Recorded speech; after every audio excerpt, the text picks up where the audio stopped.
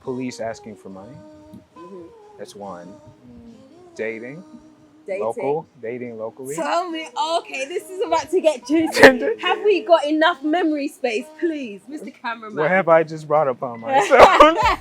And I distinctly also remember coming back to this person because I had bought them a gift. I bought them a Bluetooth headset. It was quite expensive. And they coming back and seeing that this headset was on another guy's neck that I'd never seen before. No. Yeah. She gave it to someone else. She gave this guy was trying. Later on, I figure out this is a side guy, and I had been played.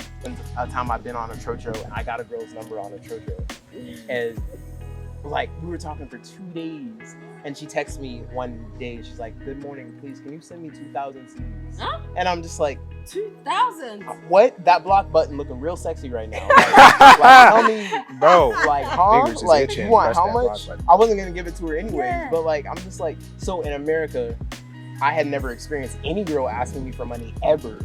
Ghanaian money flows out of your hand like water. So if you just think, oh yeah, I'm just spending like little 5 CD on the roadside for some jollof rice or whatever, that is going to add up very quickly. So have your money in order over in wherever you're coming from, and then have it be an online built business where you have consistent money coming in, because you will be spending money every single day in Ghana. That's just what it is. Hi guys, and welcome back. So today I have an amazing interview. In fact, I have a double interview for you today. Today I'm going to be talking to Gabriel. Hey Gabriel. Hey though. And K'von. Did I say that right? Did I say it with a bit of a twang? K'von. Yeah. I like. Okay. All right. Some flair. Let's go. All right, we'll do K'von. Okay. K'von sounds kind of nice. Okay, fine. We'll have that. Yes. So the reason I wanted to interview you both today is because you're both in your prime. I mean, I'm in my prime too, but you're both in your prime, and you both live in Ghana. And I want to know what that's like, because I feel like a lot of young people may be put off from living in Ghana because they're not sure what to expect. They're not sure if they can make an income here, what it's really like. So I want to know, is Ghana actually open to younger people? I mean, I'll start with you. What do you think?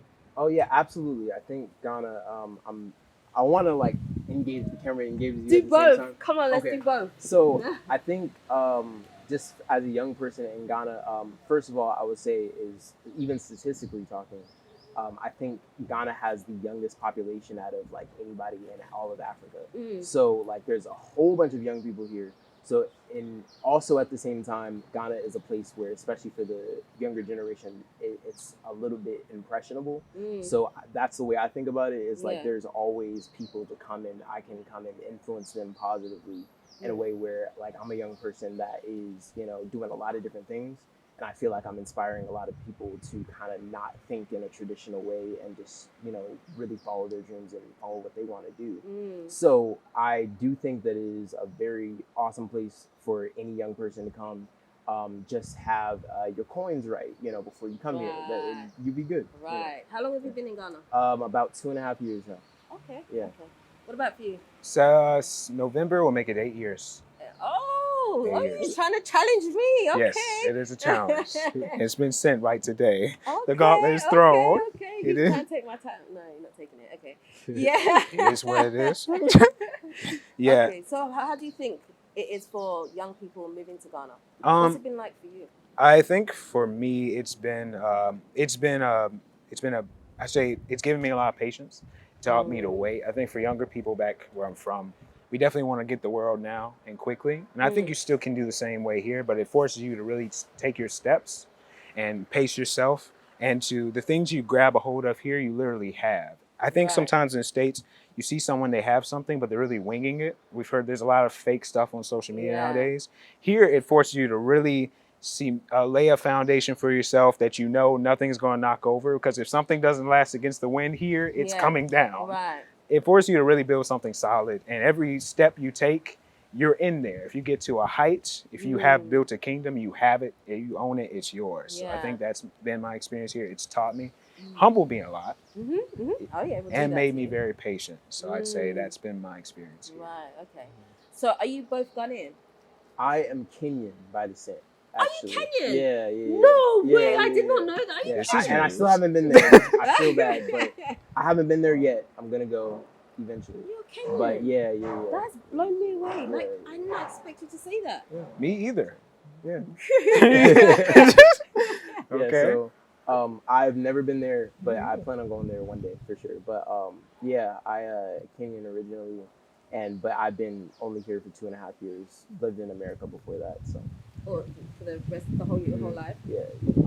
What about for you? For me, no Ghanaian parentage that I know of. Just felt a call here. I can say my family felt a call to come here, and we just all moved. We knew no one here, absolutely nobody. Reached out to nobody. We just came and we said we're going to make friends. And we're going to do our best. So you didn't come on holiday first or anything? No holiday, just went in straight. Went in And cold. you had no connections here? Not really, no connections. We tried to reach out some people. They were charging egregious fees, trying to get us to do things. So we said we're just coming, and we're just going to listen to God. That's just it.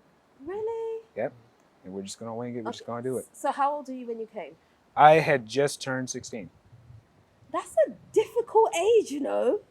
It's true. Because, Yeah. like, did you not feel like you had already established your friendships and stuff like that? So to walk away from that, did you not feel some type of way? That's the funny thing. I'd say I'm a very special scenario. I was homeschooled my entire life.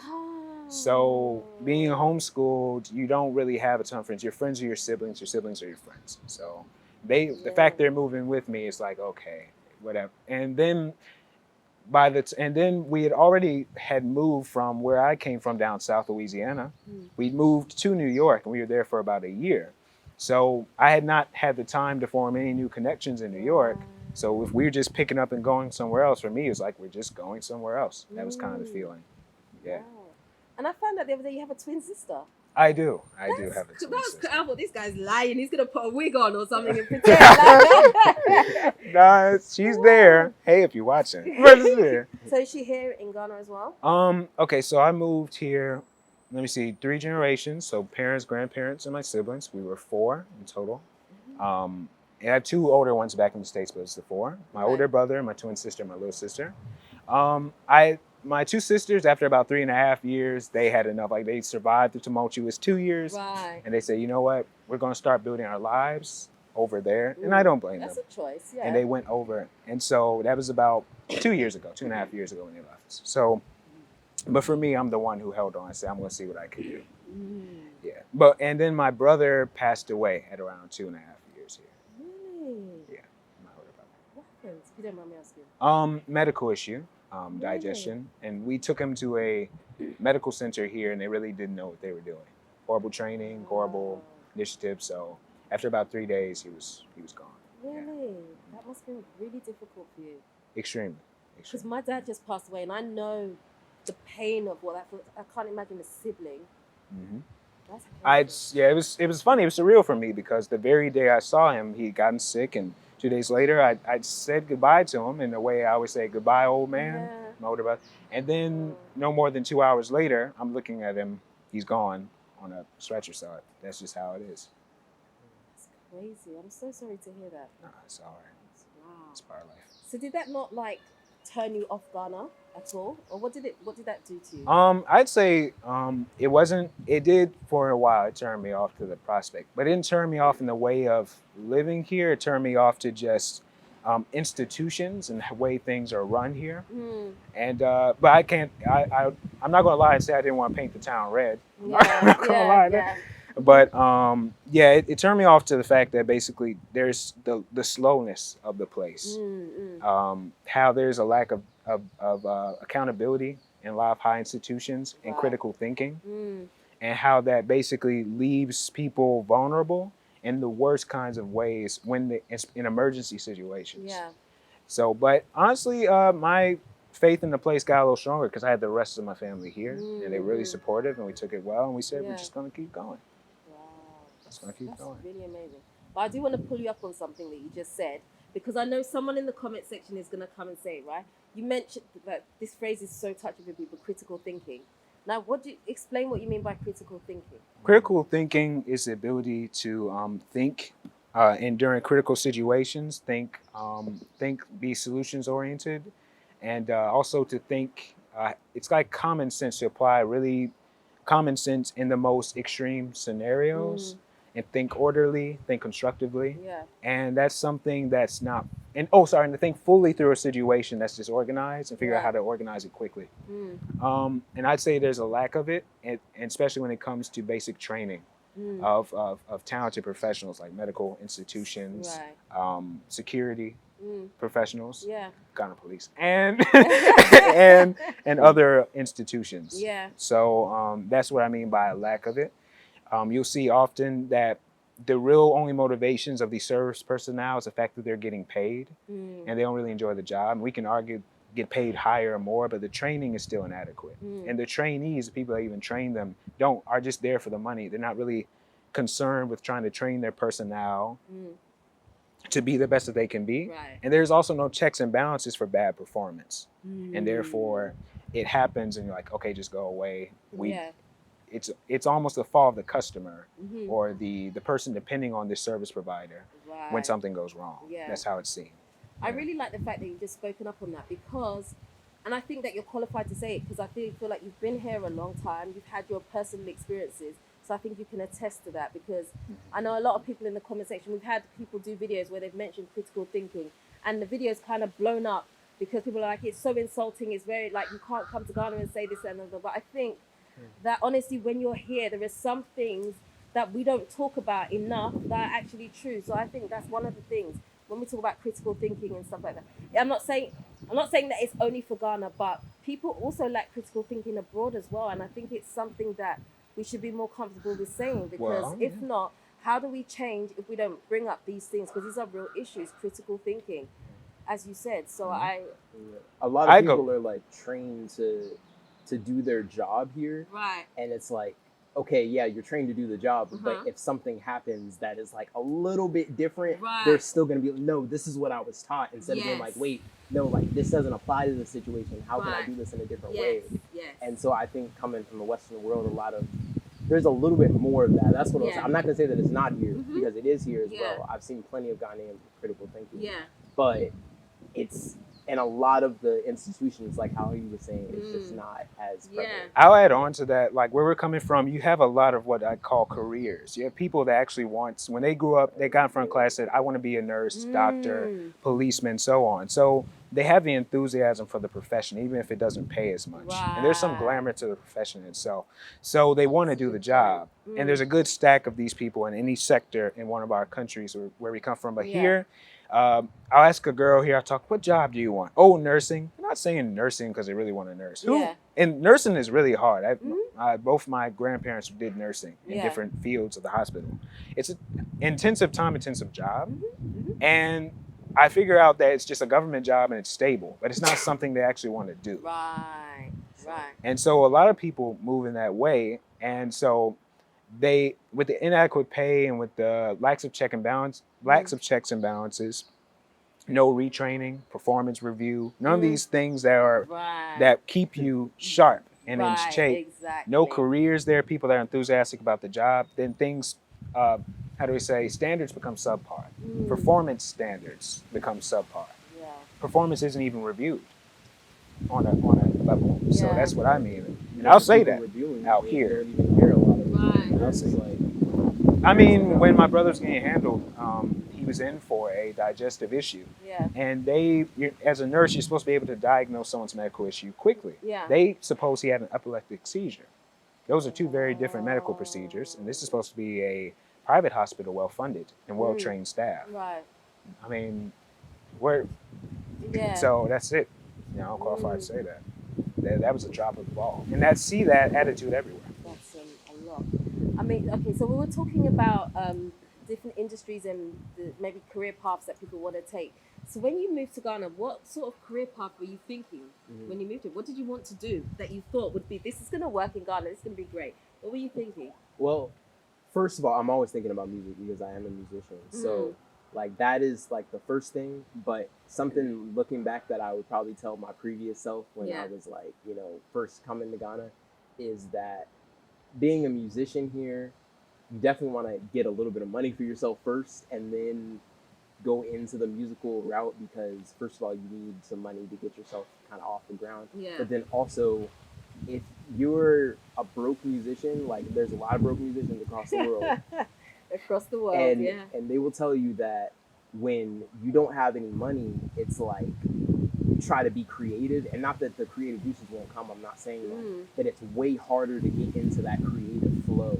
Right. Or at least for me personally, it was way harder to get into that creative flow because I'm like, oh shoot, like I'm thinking about money I'm thinking about these bills that are coming. Yeah. And it's like I'm supposed to be making a beat, I'm supposed to be writing the song, I'm supposed to be doing But this. you're worried about something else. Exactly. So I would tell myself from 2.5 years ago, like, okay, yeah, you're gonna do music, but at the same time, get yourself financially ready first, and then you can kind of make your way to that. So what were you gonna do to support yourself financially? So what I was doing when I first got here, it was like a little small like Fiverr, small like business, online like, stuff. yeah, like graphics, like social media, which is what I do now.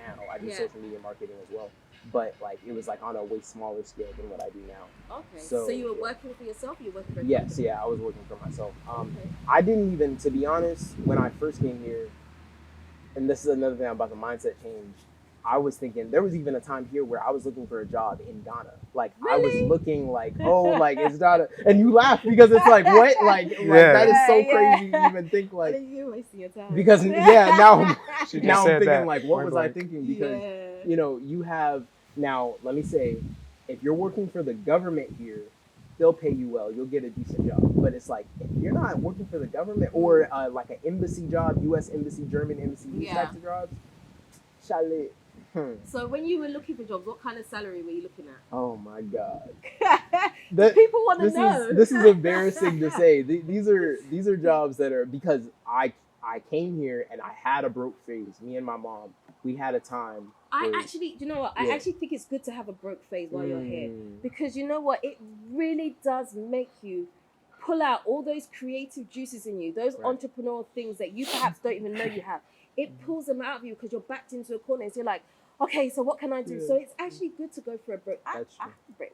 I'm sure you've had a broke phase. Yeah. You gotta have a broke phase. Just embrace it. The broke phase is natural, y'all. Yeah. Stick with it. Oh my goodness. And I was just telling somebody this yesterday. The opportunities that will come to you in Ghana after you've gone through that little low point where you like sitting here and you were like how I was eating rice for dinner every night for like weeks. And you're just like, just rice. Straight rice. No stew. You got the picture of the chicken stew on the side, right? I'm holding it as a landmark. Like, this is what we used to have. Got the chicken grease, essence of chicken. Oh my goodness. No joke. Like, it's not been easy, but of course we're in a better place now. But yeah, like, if you weather that storm, it's almost as if Ghana is like, oh, okay, we're just going to throw you all of these opportunities out of nowhere where it's like, how did this even happen? Right. Like, and that just consistently happens. So back to the job thing. Yes. I was looking at anything I could find. These things are like, oh yeah, 600, 800 CDs a month. A month? Yeah, like whatever. And I was just like, oh yeah, I'm calling these numbers. I am calling these numbers because it got to that point where I'm like, oh shoot, because I'm coming from the Western world. I've done everything I know how to do in the Western world. Right. But then I haven't changed my mindset to think like, oh, I'm not in America anymore. Yeah. I need to like really figure something out. So I'm going into these positions like I'm saying like a Ghanaian I know that speaks Tree.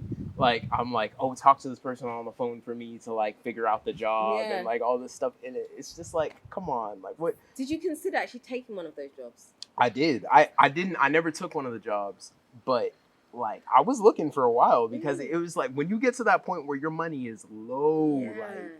But how would you have handled that? Because I feel like you would have spent it on transport. Yeah, that's true. No, a lot of I live in a Buri too, so you know.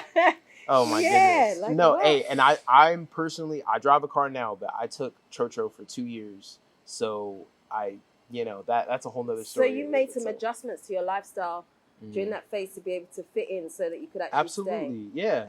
So many adjustments, just even beyond the mindset thing, but like, taking a Trotro or, even like learning how to say certain things, like even if I'm in a market, like I'll turn on my Ghanaian accent real quick, so then people won't have to get like, oh, he's American, we gonna give him the American price. There are certain ways you can say things, like just a different way of navigating, especially now, is being able to go into any situation, just adapt to it, like adapt pretty easily. And I feel like in Ghana, that's definitely something that you need to be able to be, I think it's only fair for us to hear his Ghanaian accent, don't you? Oh. Because I mean, you mentioned it. I just want to hear how good it is. So I'll go into the market, right, and I'll be like, Pacho is saying, I'll ask them, like, please, what is the price, and then, like they'll hit you with the, oh, it's 10 cedis, and then you're like, oh, 10 cedis, it's too much. You have, please come down. You have to ask, certain things. But like, there's just things like you have to navigate, different. And then sometimes I'll like flow it in and out, and then coming from America, where people always used to say I talk like a white person, so like that was it. That's been in me since I was a kid. So it's, and then I come here and everybody's like, oh, you talk like an American. So like it's it's interesting. But. Wow. So what he does it too. You do it too. This nigga does it too. Why'd you expose me like that? Come on then, let's hear it. I mean, he did it, so it's only fair. No, you gotta hit me with the. Let's hear it. What negotiation are we having? What are we talking about? Anything. We just want to hear your accent. For me, it's like, oh, bro, no. For me, it's like, oh, bro. For me, I have to be in the market and say, if we're at the Medina having the conversation. I have seen it. One time, someone took this. They do this in Medina, where you'll buy a pair of shoes and they'll add the metal part where your shoelaces slip in, and they'll clip it in and charge you 20 cedis. I fought for my shoes. Give me my shoes back. This big dude, he's like Mike Tyson size.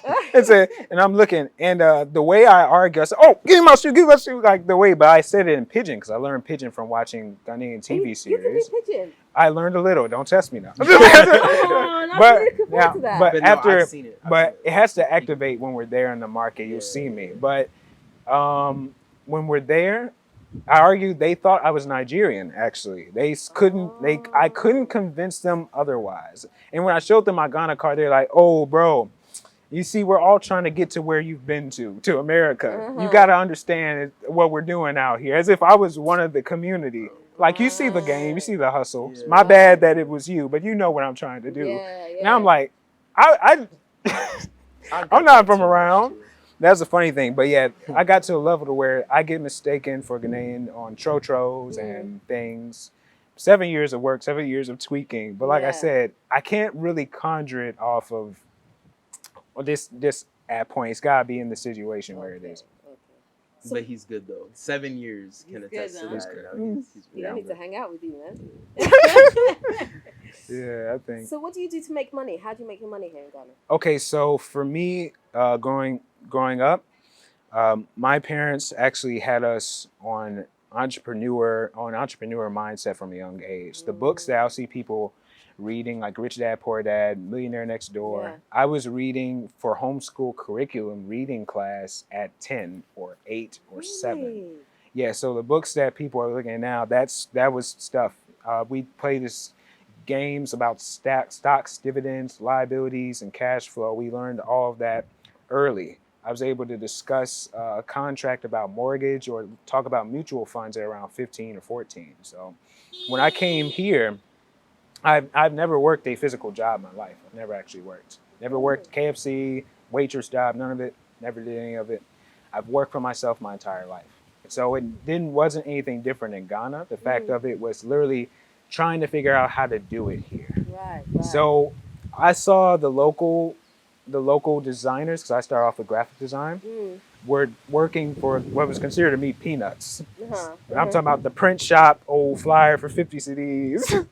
And so I started off, that was my prices. But as I began to learn and meet new people, I started to upgrade my clientele, and I would work with Big Job. I would add extra value, and I asked for referrals. Right. And once you start getting referrals, referral chain, just keep doing good work and getting referrals from the higher price clients. But I was working at low amounts, talking about people had me on retainer 300 cities a month. That was all I was earning for a month. Then I got into business consulting. Business consulting was fun. There was time I would run into a client that would want to build an Airbnb, and I would help them with writing contracts. I've negotiated I work with local businesses and help them negotiate investments with, like private equity investments with a investor abroad. And this is for cities, and the contract is written out in cities. And some of my clients, I was able to travel with them. It took me to other regions, took me to resorts, like different places where they would do business. So that was fun. Then I would run into the bad egg clients. For instance, there was a diasporan, and I'm not going to name them, but they were opening up a restaurant in Central Accra, and they had 15 staff members, 15 staff, and they had just started this restaurant. And the day before, I think their girlfriend, had run off with $2,000 out of their car. So they were on a cash deficit, no money. So they had a general manager who was their Uber driver, who literally inspired their Uber driver. They made them general manager of their business, and a kitchen manager. And so I was the only diasporan they knew who knew about business. And I had actually done management consulting for a Ghanaian handicraft business based in Abri. They wanted to bring me in. And I got down there and I took the tour, and I saw all their 15 employees, and they said, yeah, we want you to manage. I said, okay, that's great. When can we start? Wait, how much is it for? 500 cities a month. 500 cities. And you have to report at 12 every day. And if you're late, you have to call in. So, and good luck. And they wanted to pay me for the entire year. What? So they want to lock me in a contract for the entire year, 500 cities a month for the whole year. What? And they want me to bust me down from Abri to Accra before 12 every morning. And I was looking, I said, this is when the Ghana city was fluctuating. We're talking about 2018? Yeah. No, not 2018. I'm sorry, 2021. So it's up and down. Oh, yes. So your city is not hitting. I'm like, this is going to take my whole day getting back and forth. So I declined. But the audacity to even think 500 cities a month. from Abri up, I saw that money was not even going to cover my transport. No, you'd be owing them. Yeah, and they told me, I'll take care of you in case you run into trouble. That didn't sound good. Oh, don't worry. Just if you have not came to Ghana, if a lot of Ghanaians tell you don't worry, that means you need to start asking more questions. You need to worry. That's what Ask that no means. question. You need to ask no, don't tell me don't worry. Yeah. What are we actually talking about here? Because Right. Yeah, you need to worry. So I found there was more money in the digital space when it came to digital things like websites. And I think that's been a better niche for me since working on digital side, sales automation, and funnels like AI and chatbots. Okay. That's very interesting. Right. this guy, the Web3 master right here, this the crypto, AI, Really? all that stuff. Yeah. Really? He big on that. We're gonna be friends. So tell me, either one of you, tell me something that has perhaps tripped you up in Ghana that you were not expecting. Apart from having to go through the broke phase, is there anything that that has kind of like tripped you up being here that you did not expect? Like what?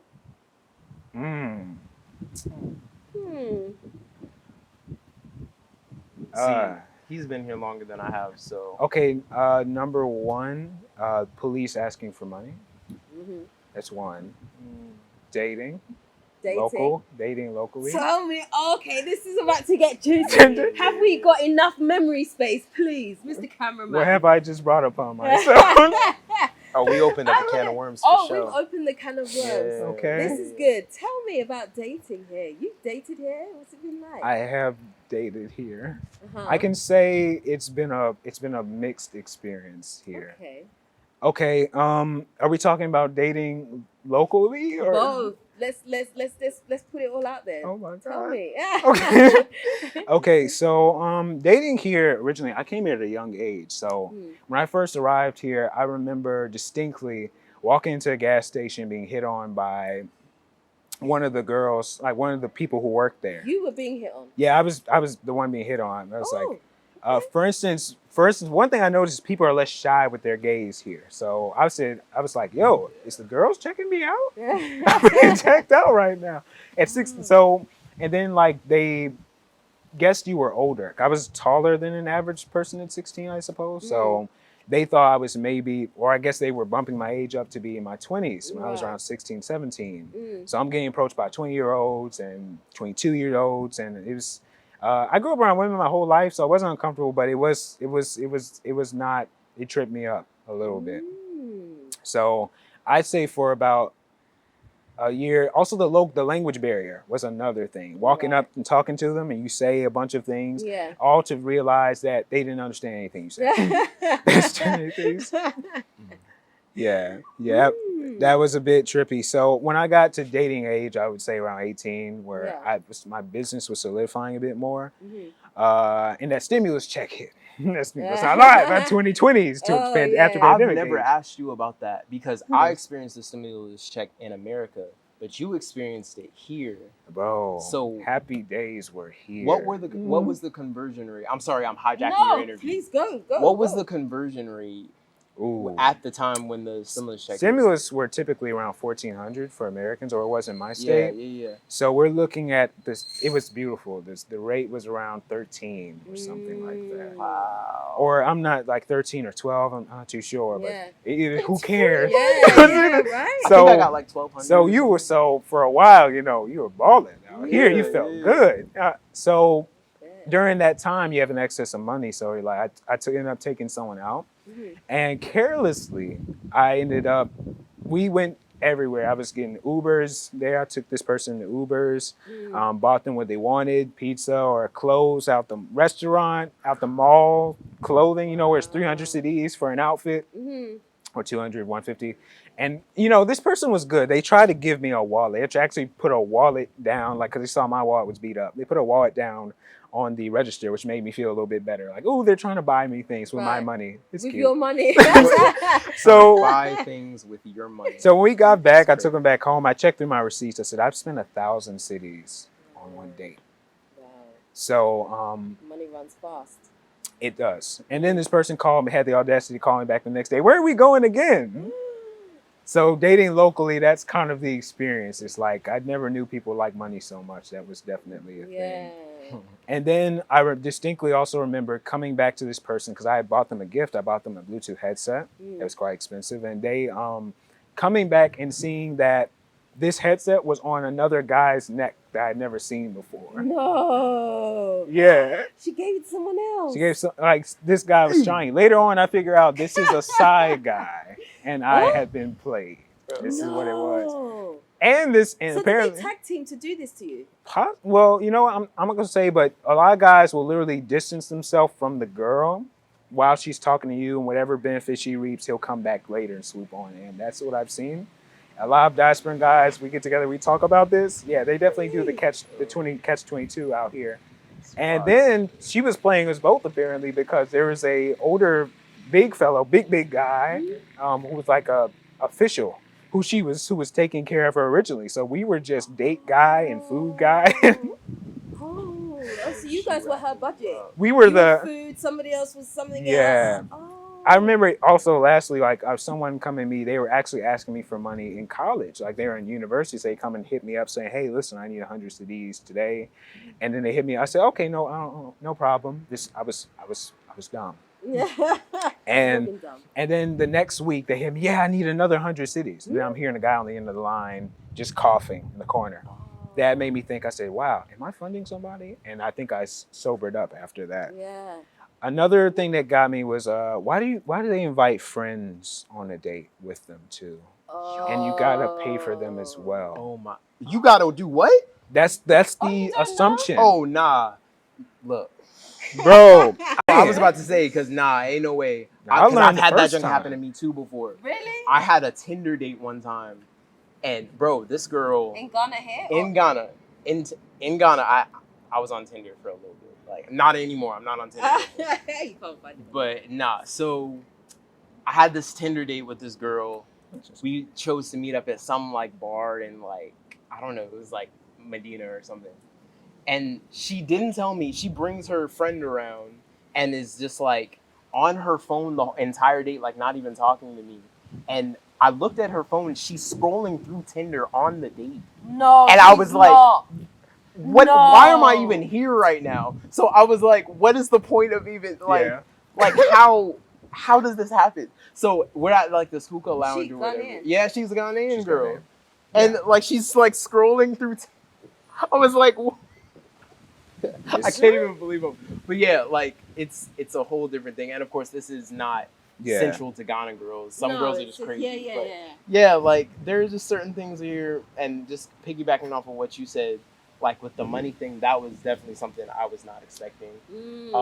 Because like there's even a time I've been on a trotro and I got a girl's number on a trotro, and like we were talking for 2 days. And she texts me one day and she's like, "Good morning, please. Can you send me 2,000 CDs?" Huh? And I'm just like, 2,000? What? That block button looking real sexy right now. Like tell me, bro. Like, huh? Like, you want how much? I wasn't gonna give it to her anyways, but like, I'm just like, so in America, I had never experienced any girl asking me for money ever.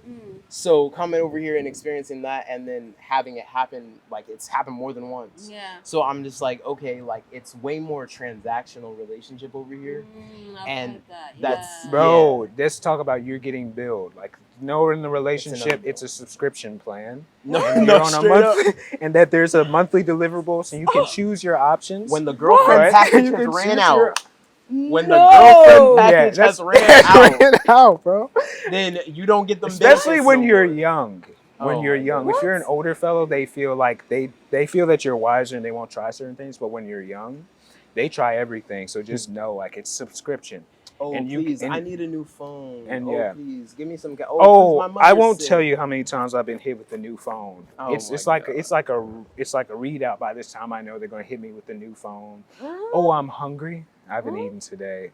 My brother's sick. You were just telling me that the other day. This girl was like, oh yeah, I'm hungry. Like, I said, you know what? I got a meeting at 3. I had no meeting at 3. I gotta go. Oh my God. But yeah, so just know it's a subscription plan, and you're gonna have to pay. It's sometimes you can pay 3 months in advance, but it's month to month. You can up. Hey, you can bill. Pay up. Yeah, the billing. And I know local guys know where I'm coming from. Like, it is what it is. They know 50-50 around here either. And that's not the kind of guy we are, but you'd like to think that you're not getting billed. Right. And also, too, the whole family is actually subscribed to you in a way because they're looking at who she's dating and you're their come up. You're their hope. Like, yeah, through her, he's going to help us finish the house and get some roofing on there and stuff. They got plans. Sometimes. They got, you go and take me to America. Passport love, bro. They got it. I can't tell you how many times someone's contacted me. I said, "Oh, it's been a while. I missed you." I'd be like, "Oh, really? You did? You haven't texted me in 6 months?" And they'd be like, "Yeah." So, like, how do I get a visa to Canada and Canadian University? I'm not even Canadian, but I'm just like, this is what you texted for real. We got to do better with that because even I've had too many people. Maybe it's just me giving out my number to too many people. I've had so many people like, I've not talked to you in like 8, 9, 10 months. Why are you texting me? Hello, good morning. How are you? I'm fine. Okay. Just wanted to check it. Everything cool. I'm just like, bro. Like, what are you actually asking me for? Like, why are we really? It feels like they want something. Yeah. Like, what do you want? Like, I'm not about that. It's a huge thing. The checking in one, I know. Like, for instance, when all your lady friends call you up on Easter, it's like, yeah, how are you doing? I just wanted to see how you were. I said, you want to see how my pockets are doing. That's what it is. That's what you really so I wouldn't say this is all of them. Now we can talk now about the good eggs, I think. But there's like a criteria to the good eggs. I'm going to be 100% honest with you. All right. I think that there's a certain level when it comes to affluentness. There's some classes here, and the farther up the classes you go, the better it typically is from us. Because for us, it's not money. I think back where we're from, it's transactional. Yeah. And so I grew up like watching. My mom was a person who didn't need my dad's money or anything. They worked together. My dad took care of things. My mom also had her own money, her own business. So watching that, I could do with an independent, and I guess I'm more oriented to independent women for myself. But so seeing that the more dependent females out here, and it's like when you date one, you're gonna have to take care. I said, take care. You can't take care of yourself. Like that's that's what me. You've seen, right? Yeah. And that was definitely a trip up for me because I was I was oriented for like someone who could take care of themselves. And I'm not talking about simple things like dates. I'm talking about like you're paying rent. You're paying rent out here, you're paying light bills. Like you have to pay for the person's. No, some will ask you to do that. Rent, light bills, medical If they bills. feel like you got it, if they feel like you they're got gonna it, ask. No, You're but gonna are go they for it. okay? So they might do that, but are they dedicated to you? Are they? The girl, Yeah. I'd say if you're going for long term, but it never goes long enough because I guess they can't wait. It's like date number 3, and they ask that. It's like, and like I said, 1,000 cities. Knowing you for 2 days, I think it's definitely the younger girls out here. They see social media Yeah. and the fact their boyfriends will give them 1,000 cities allowance a week. So for me, that's why I'm more used to someone who has ambition and has their own things going. Right. And that's typically also why I typically date older than myself here. I'm an older. So that's kind of how it is around here. Yeah. And also, like I said, it's level of education, and independence plays a factor in the quality of relationship as a Westerner here. Yeah. The women that I've had those types of experiences with, where like they're asking me for money, usually that's the unattractive thing. Yeah. For me, because even though I have the money, like, okay, like if you have a girl where I'm in a serious relationship with you, oh, no problem. Like, I'll buy you food. Yeah. Like, like if you need some help with maybe a bill or two here and there, like, okay, like that's no problem. But if you're consistently asking me, also to me, the sexiest thing to a girl, to me, is when you're independent and you don't need me for nothing. Yeah. You can just go and get that job on Right. your own. Like, that's the most attractive thing to me. Like, as an independent woman. Not that I can't provide for you, but I shouldn't have to. That's my only thing. Yeah. So that's just how I feel. Yeah, the idea is just smells grown. At the end of the day, Yeah. it smells like adult. A grown ass one. Ain't nothing better than a Ain't nothing grown better. ass It one. smells grown. That's what it is. Guy. It smells Ain't nothing better. Ain't nothing better, bro. I love that. So do you think that for younger people that are moving to Ghana, do you think that there's a chance for them to really establish themselves here and really make it big? Or do you think that at some point you have to make your money abroad in order to do things here? I think that there is a chance for them to make it here. It just depends on the quality of the idea and the readiness of the market and the way you approach it. It's really not a limit to what you can do. It's just how much you're willing to take before you get there. So that's it. And there's a lot of good examples here. People have accomplished great things. Yeah. And to be honest, that showed that it was possible to do it. Yeah. But it also showed that how much they were willing to take to get there. For me, it was a lot of poor nights. I wasn't eating rice. I was eating beans. No rice. He was eating rice. I was eating beans. Or just, no phone credit to call your clients for internet. Because wait 6 months waiting to be paid sometimes by people who they went abroad. They won't pay you these kinds of things. So it took a lot to get to where you need to go. And depending on what you're trying to build. I'm always in favor of a hybrid system if you want to go back and forth. But I would say do what you need to do to make it work. Yeah. And whatever that is. But it's not as if you can't do things. It's just what are you willing to do and go through to get there. Yes. So the ground here is ready. You can build in what you want. Yeah. But are you ready to sweat? How much are you ready to sweat? You ready to lose half your body? Yeah. With water. Yeah. And there's, I think it is good to be established, and I've seen people come here and be established. And so it's very possible. But if you want it quick and in a hurry, like we can do it back in the States, rush it, then you're just and you don't have the patience, and you're not gonna make it. And especially with our generation as it is, we kind of want things now. Yeah. So we're becoming less and less suited for that. What you need to do here. But if you have the perseverance, you can do it. You can make it. And lastly, keep fluid. I think don't stick to established models, even from what you're bringing. Like, don't copy paste so much. Don't always stick. Go hybrid. Invent new ways of doing things. Invent new ways of running a service. Make it light, make it heavy. Yeah, that's what I think. Use your own creativity and put it in overdrive here. You can dominate. Yeah. And we were even talking about that off camera. It's just the power of non-traditional thinking over here in Ghana, because you're gonna have to figure something out. Yeah, you have because to. It's like they say that thing, you make plans and God laughs. Yeah. Like there's just so many times here where it's like, oh yeah, this is gonna be like this, and then you get to whatever situation, you're like, oh wow, this is not what I thought it was gonna be at all. Like at all. So you gotta retrain your brain, refocus, and really align yourself with like, okay, maybe everything doesn't have to be exactly like how I pictured. Like maybe something might, veer off to the left, but it's like when it veers off to the left, you're still going to be positive and it's still going to happen. Yeah. You just got to, stay the course. Yeah. So if you guys could make the decision all over again as to whether you would move to Ghana at that particular time, would you still move and do exactly what you did all over again? And what would you change? This is a tough question for me because It's tricky. I do really believe that every single thing I've done, period, has brought me to this very moment right now. But then at the same time, I'm like, maybe I should have stashed a little bit more money before I came here. Because I came to Ghana with $2,000 in my bank account. And at the time, the conversion rate was 6.0. So that was 12,000 CDs. And I should have brought a lot more money, like a lot. So. But did you come on your own? I came with my mother. Okay.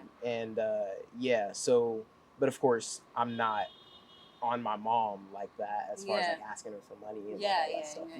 So it's like, so I do really feel like I don't regret. I have no regrets, but at the same time, I'm like, maybe I should have brought a little bit more money because like it cannot, that broke phase was tough. It's tough. That broke phase. I'm right there with you. Yeah. I know. I know. Yeah, what about you? I think for me, sometimes it does flip through, should I have come maybe a little older? Because oftentimes you'll see, like I said, people here are really doing remarkable things. Young people starting companies, Amazing tech things. companies, tech startups, fintechs.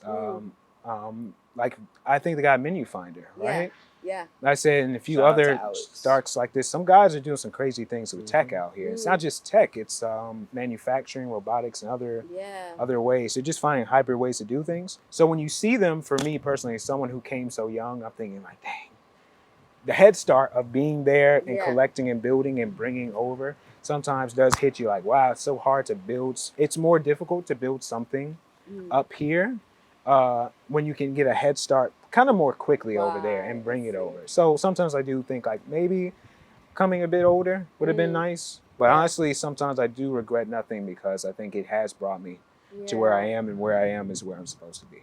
Nice. Okay. So just as a final question, what is one piece of advice you'd give to someone around your age that is looking to move to Ghana? Have your coins in order. That's, look. Hundreds, 50s, 20. Yeah, no, straight up. And get you a, because as much as we love Ghana, we can attest to how the economy can be very unstable over here. And so that is going back to your last question where you were talking about making money abroad. I would say have yourself an online business that's popping, like before you come over here, because not that you can't make money over here, but it's like, you would be better off getting money over in the Western world and then coming over here because I've seen a lot of people come over here and a lot of people I know that came over here and then their money finishes. My money finishes. The only difference is I stayed. But like there's been so many people that they come over here and 10 CDs here, 15 CDs. We were just talking about that.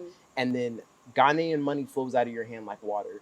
So if you just think, oh yeah, I'm just spending like little 5 CD on the roadside for some jollof rice or whatever, that junk is going to add up very quickly. So have your money in order over in wherever you're coming from, and then have it be an online built business where you have consistent money coming in because you will be spending money every single day in Ghana. That's just what it is. I'd say I'd borrow from a saying, if you want to go fast, go with friends. So I'd add that to money. If you wanted to go fast, go alone. If you wanted to go far, go with friends. Definitely try to build a community around people, seeing people. In this life, we're all learning new experiences, and all of us are learning it from different angles. So I think if you're able to swap it, you can get a more well-rounded picture. People who came with other people and of similar ages, and for young people, you're all getting perspectives that you need to share with each other. Definitely connect with young people that you see here on the continent that can give you experience and guidance, consultation, and advice to get things done. I can't tell you how many of us come over here, we try to lone wolf it and get and get, handled Yeah. over here. Mm. Hand up, or just try to, we don't spend enough time trying to connect with guys, young people, or just even older people who have went down the beaten path and have taken all the scars and can Yeah. give us that leg up of understanding. Because I've seen too many people come here and they're opening up their own book, their own story, Yeah. and literally it's written with the horror stories that everybody goes through. But literally, if you listen to someone who went through it before, you could have a nice, clean Exactly. start, that jump. So I'd say connect with people, come with people, connect with people, link up, and actually partner. I don't understand. There's kind of a lone wolfness to people coming over here. Maybe No. it's our rugged Western individualism. No, that don't We're work here. traumatized. Let me tell yeah, y'all we something. don't Straight trust up. each other. That enough as doesn't well. work here. Yeah. It doesn't. Ooh. I've been waiting to say this. Listen. Preach, brother. Some of y'all diasporans are coming over here with your trauma from the Western world and bringing it over to Ghana and putting it onto other Ghanaians, and not just other Ghanaians, but other diasporans. Sincerely, we do not f with you.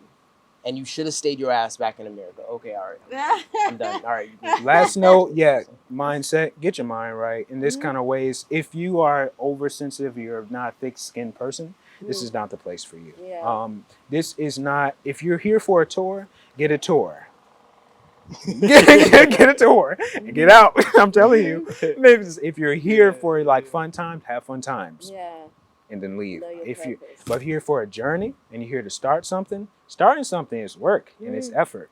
If you're here to put in work and effort and you don't mind going through life's paces, life giving you a few different steps, Ghana style, if you're ready for that, then definitely come here. I've seen some really rugged people come over here and do well.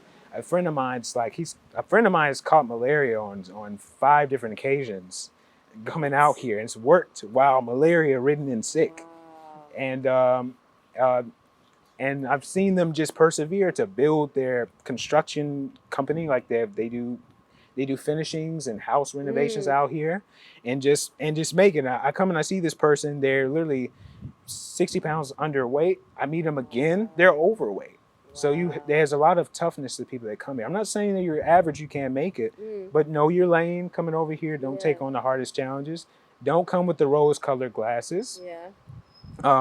Keep your eyes open. Like they say, shine your eyes. Shine your eyes, And keep your mind together. Keep your mind right. So that's my biggest piece of advice. Come with others and keep your head together. It's okay to go with the rose-tinted glasses if you're vacationing. But if you're living here, take them off. Take them off. Let's get it done. I love that. Yeah. You guys have been really fun to interview today. I've really enjoyed it. So before I go, let everybody know where they can find you. Yeah, for sure. So I have K'von Music on YouTube. That is my YouTube channel. If you want to subscribe to that, I do weekly vlogs. Also musically, you'll find me on all streaming platforms, K'von, K''VON. And that's me. And also KVON on Instagram. This is K'von on TikTok. And follow me. Yeah. Follow him. That's pretty good. Yeah. That's pretty good. You got to top that now. There's not a chance. So if you want to find me, I'm Gabriel Johnson on social media, the Gabriel Johnson on Instagram. And you can find my business on theallianceconsult.com, where we build AI chatbots and AI-based systems. And then the artsmithdesign.com, which is a subscription-based design service where we work with small to medium-sized businesses on a month-to-month basis. Basically, for the cost of an average high-level employee, you can have an entire remote team work for you to do graphics, social media, and marketing. So again, artsmithdesign.com and Lions Consult GH if you like to work with me with business automation, AI systems, and the like. So that's me. That also reminded me too, one more thing. Artsmith Design also on social media and Lions Consult on social media. Shout out Artsmith Design. This guy knows what he's doing. I also work with him collectively shout out to the homie Roman's global agency. We work with him. It's like a diaspora meeting group where we do social media marketing. We make your brand super fire. We do brand identity, marketing, digital marketing, I should say. We work together in that lane. So that's how we're actually able to make a lot of the money that we do remotely. So shout out to Roman, shout out to his agency. I'm here for all your social media marketing needs, graphic design, He's an expert in Web3 and AI automation. So yeah, just wanted to shout that out real quick. I must say, I love you guys together because, like you say, you work with Roman. I've interviewed Roman as well. The brains that you guys have collectively is honestly, it's amazing. Like I sit here and I listen. I'm like, I don't know what he's talking about, but it sounds really good. I just honestly love it. I love to see people just work together and push together, and that's what you guys are doing. So you should be really proud of yourselves. Really, you're doing great things. You really will. You're gonna go far. You have also done great things, and you're gonna go even further than you have right now. Thank you. You've done well.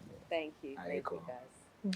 Well, that's the end of today's video. I hope you guys have enjoyed it. I've really, really enjoyed talking to these two. I feel like I've been a little bit too relaxed. I don't know. They just made me feel relaxed on my own show, you know? It's chill vibes. That's what we Anytime are. you're around, it's Yeah. just We chill. just Come relax. over to Ghana and you'll experience more chill vibes. Yeah, come sit with us. Yes. So if you haven't already subscribed to this channel, do me a favor, hit the subscribe button and the notification bell. Don't forget to also like, comment, and share this video. Until next time, we are out. Nuti Fafa. Peace.